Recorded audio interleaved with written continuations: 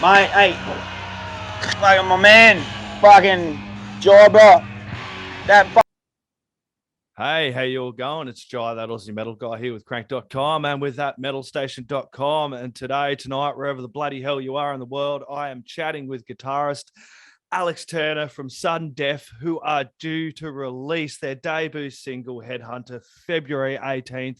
They got some more exciting news, which recently just come into my emails today. So very pleased to meet you guys and find out some more about Sudden Death, not death, people. Yeah, it's good to be here, Jai. Thank you for having us, man. They told me we were going to come on. I was real stoked about it, and I'm just happy to be here.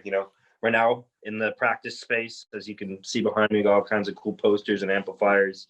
And then as soon as this is over, we actually got a gig tonight where we're going to go bust out some cool stuff and play some just rock and roll and heavy metal. Awesome. Must be good to gig. We'll talk about that gig as well if you like and playing as we get further into it. But can you tell me first, if you had to describe yourself Sudden Death like to somebody who's come up to you guys because you're about to release this debut single, somebody hasn't heard a lot of your noise and sound, how would you describe yourselves? Who are Sudden Death and how would you describe your sound?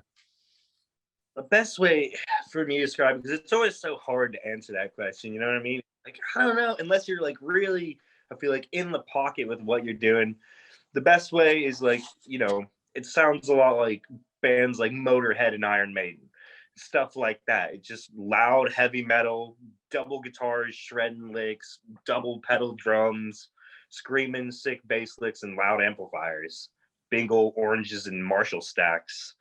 Uh, you know, so a lot of because one of our biggest influences was bands like Iron Maiden and Pantera, Black Sabbath, all the classic guys like that. So that's really helped shape a bunch of what we sound like. But as well, you'll hear a little bit of the blues in there, a little bit of that electric British blues. Because growing up, I was always a big fan. My dad was born like 1950, so as kids, I had a bunch of like Eric Clapton and like Cream records always playing it like that. So there's a lot of just that electric, loud, hard rock and heavy metal kind of sound and influence in the music. Play a little fast sometimes, play a little slow, but overall, real, again, the best comparison is like if you crammed Iron Maiden and Motorhead together, and that in that vein, I guess. Yeah, music's so subjective. I listened to this Headhunter track, man, and I even got like some of the old Black Sabbath, as you say, in the British kind of rock around that era. But then, like listening to it, I kind of heard some like kind of Mastodon style, bloody. You could hear so many different influences in that first single. I'm really excited about where this goes for you guys. Can you tell me a little bit about how you guys initially started this project and where it all came from? Yeah, so when I was just like a kid, I must have been in like the fifth grade or something. I heard the Beatles, as so many other people probably have that, and got a guitar. Drew is like my best friend. He's our bass player and singer. Lived in the same neighborhood, went to school together. We're in the Boy Scouts and shit together. Dad was a bass player. He got a bass of like a year or two later. We're really into like the Beatles and the Stones and the Who, stuff, our old records our dads had. And then we heard stuff like Van Halen and Iron Maiden and Black Sabbath. And at that point, I was like, yeah, I want to do that shit.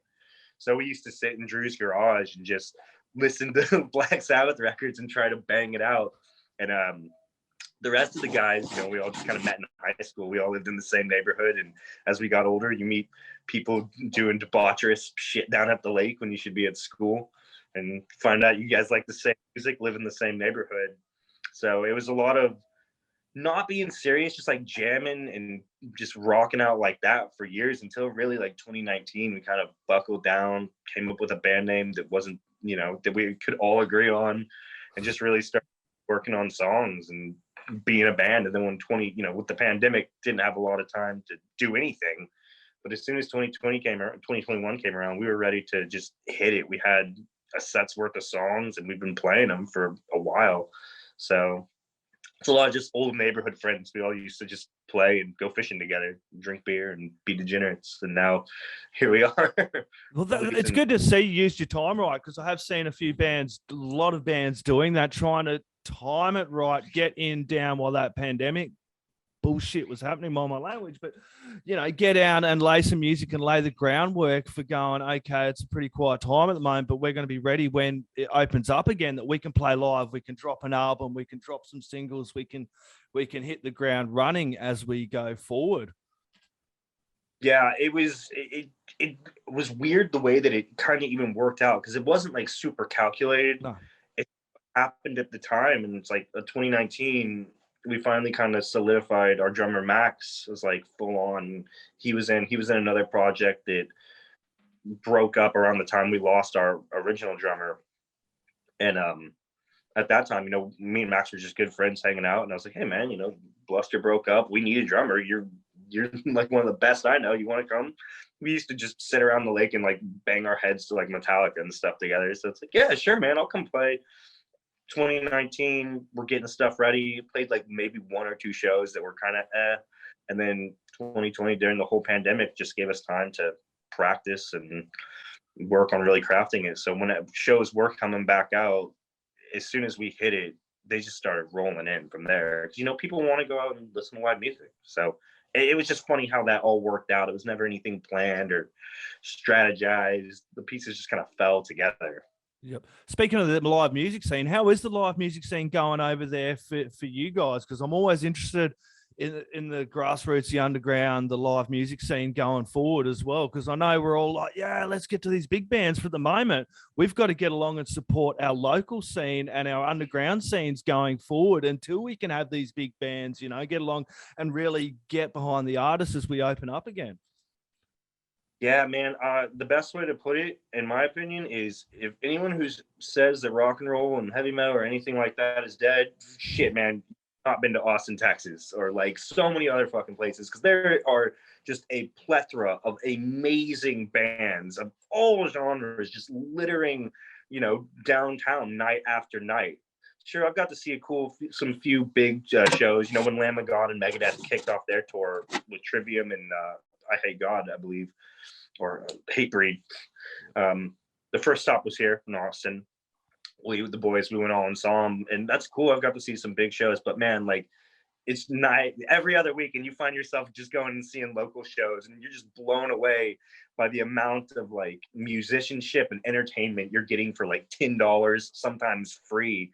And yeah, like, it's thriving. There's a lot of really amazing people here, and it's just really cool to see one of these communities forming like you've seen in the past, kind of like the rock and roll 70s in California, or Seattle in the 90s, different areas like that. And I really think there's a big boom coming, and if you keep looking, there's some really awesome people putting out some amazing work right now. So there's a lot of great stuff on the horizon, and it's just been awesome to be here. I've met so many amazing people and got to play with bands that I will probably be like lifelong fans for the rest of my life now.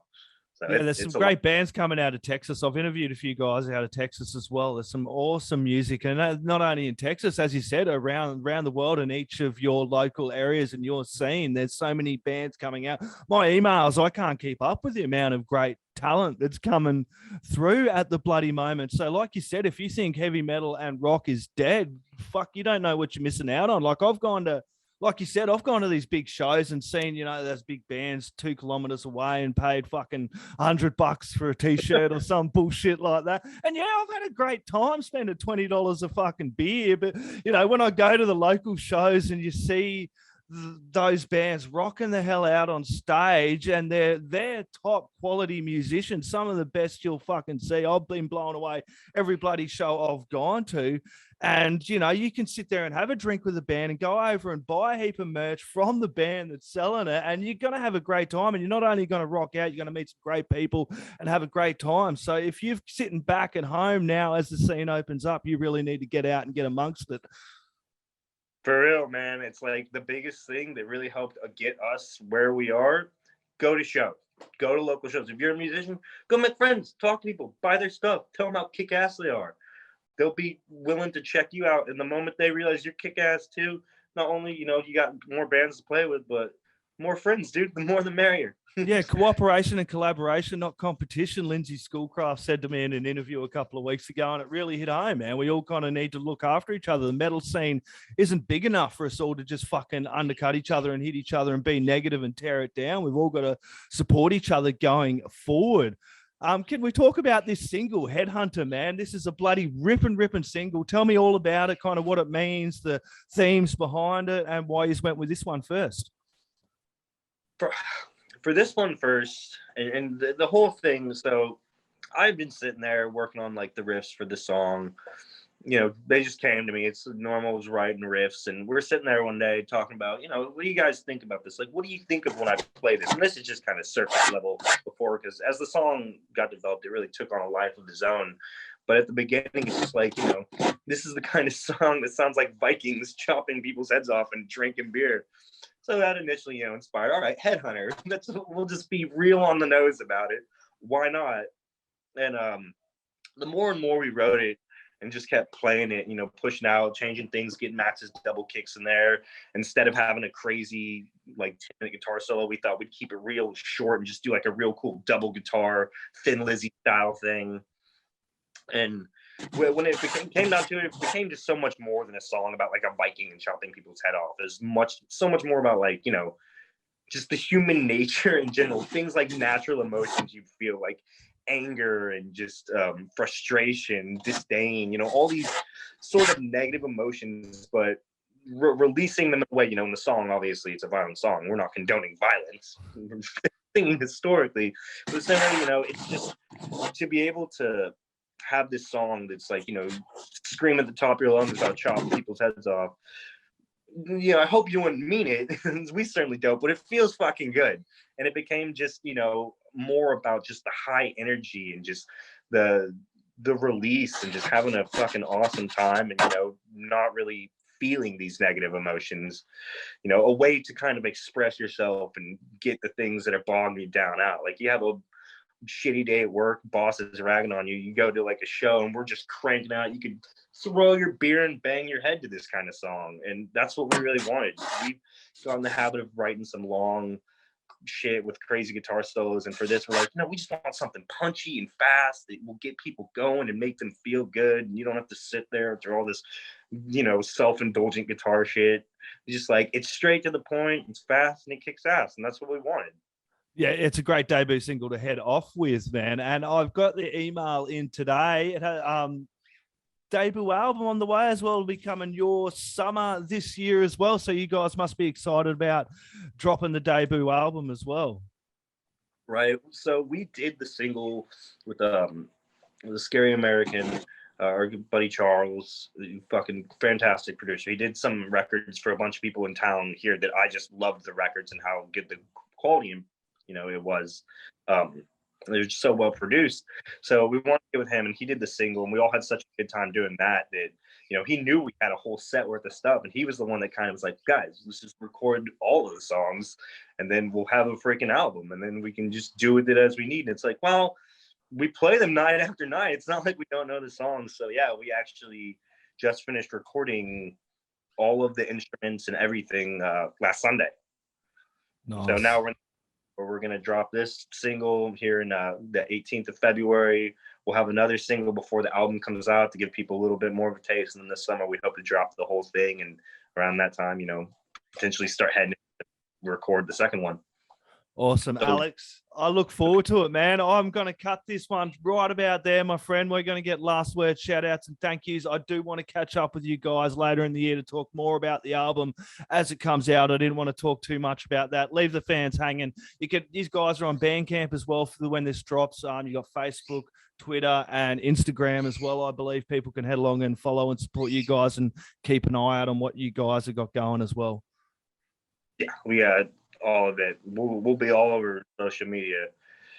And it's sudden death with an F. That's it. Sudden death with an F, not sudden death. Last word, shout outs or thank yous you want to add in there, my friend. Now's the time. First of all, I gotta thank you for having me on, man. It's awesome. Love talking shop. Love to be able to just talk to people who also love the same that we do.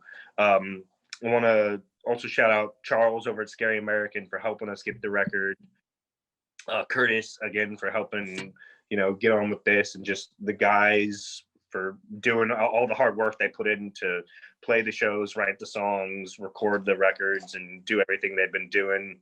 Yeah, I guess I'm sure I'm missing like a whole bunch of other people. And everyone else Alex missed, he thanks them as well. Thank you very much, Alex. It's been an absolute pleasure. Look forward to chatting to you later in the year as the album comes out. Sudden Death with an F. Headhunter drops February 18th. Get along and support. Crank it loud. The neighbors will want to hear it. Thank you very much, my friend. Cool. Thank you, man.